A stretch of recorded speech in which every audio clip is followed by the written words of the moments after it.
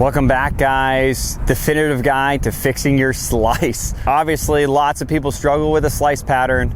There's a reason for that. There's lots of different possible causes for that fault in the swing. So today we're looking at why we potentially might have a tough time closing the club face, okay? So if the club face is open coming in, we are gonna be hitting a fade or slice pattern, okay? So what helps me close this club face?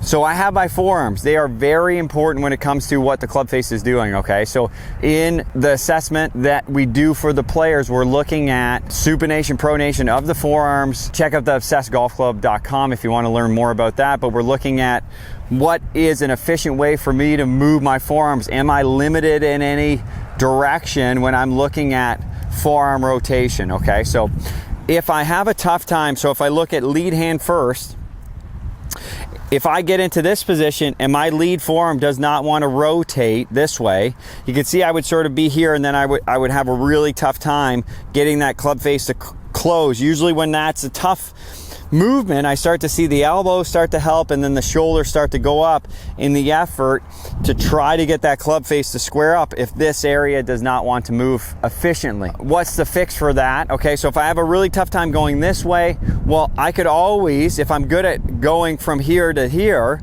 I could always start with my hand my lead hand in a stronger position on the grip. It's not for everyone, but if you have a tough time supinating this lead hand, I could start with a stronger grip, because that would give me, 10, 15 degrees of letting the club rotate.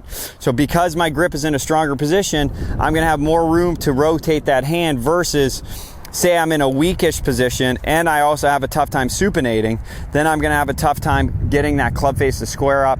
Obviously there's pros and cons to this, but knowing what's right for you and then being very clear on the steps to improve it, that's how you get better at golf. If you're guessing and you're not sure if it's right for you, you do it for a little bit, you abandon it, you try something else, it's hard to really take the steps forward in your game that you want to take.